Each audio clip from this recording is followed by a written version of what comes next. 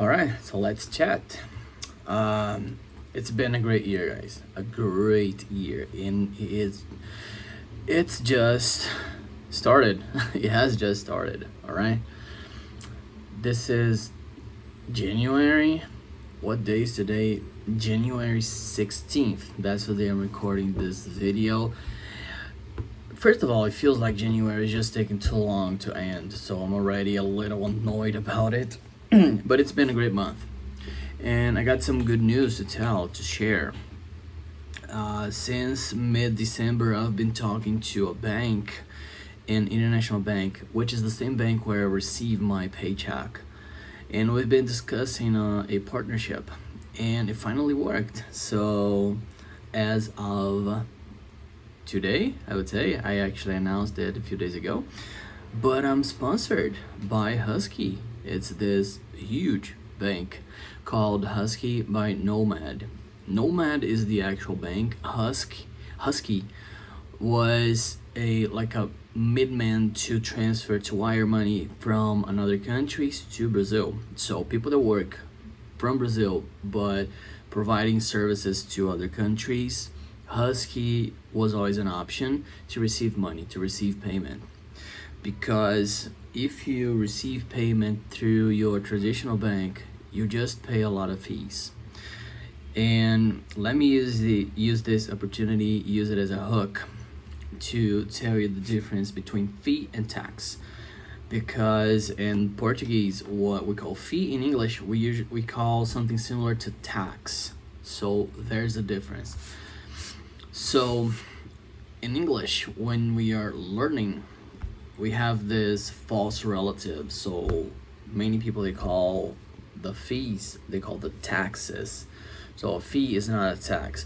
A fee, it's some amount of money that you need to pay for some service or whatever. And a tax, it's something you pay to the government. All right. So that would be the main difference. To be really honest with you, these videos are really straightforward, and it's meant to be a conversation video. So I'm not really researching anything, even though I am in front of my computer. The idea here is just to have this conversation so you guys can practice your listening. So let's pick back up on what I was talking before. I am sponsored. The partnership came in. I'm so happy about it. And currently I'm trying to cut a deal with another company. The company responsible for my accounts, to do my accounting, actually, to do my company's accounting. All right, I'll put it this way, it's gonna be better, because the way I work for another country, for the United States, I'm a service provider, so I have to issue an invoice to get paid. It's an international invoice. It's something super simple, zero bureaucracy. You can go to websites. I can create on Canva. I can create on Photoshop an invoice and send to the company, send to the CFO of the company I work for.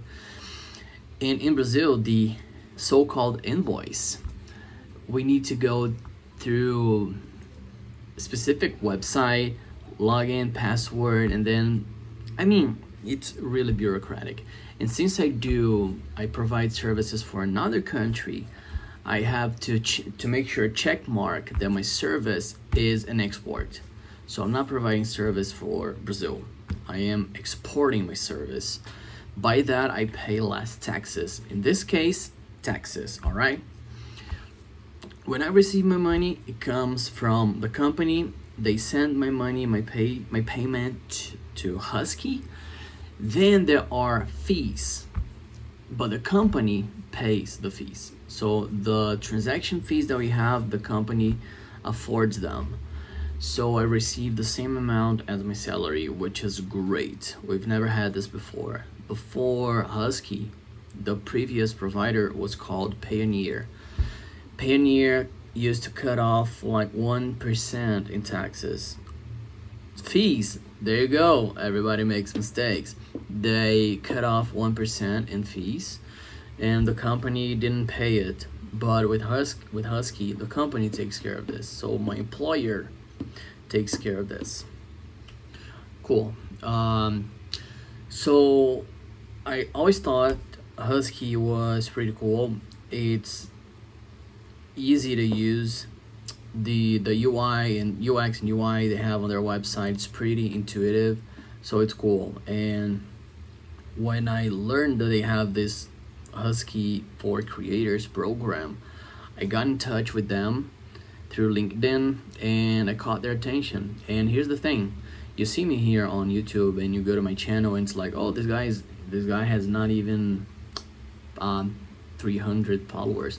But on LinkedIn, I currently have almost 45,000. So I caught people's attention. In LinkedIn, the companies don't pay too much attention to LinkedIn. So I hope they do in the future. If you're on Instagram, once you hit like 10,000 followers, some companies that will pay attention to you.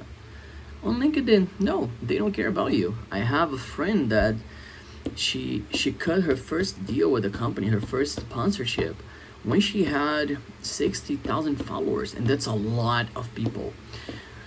I have friends from that they actually make some money on Instagram. They have some partnerships. When they post a video on Instagram, they usually have like 10,000 views, 15, 20,000 views. I have posts on LinkedIn with 500,000 views. So companies, marketing people, partnership people, analysts, come on, let's pay attention to LinkedIn, all right?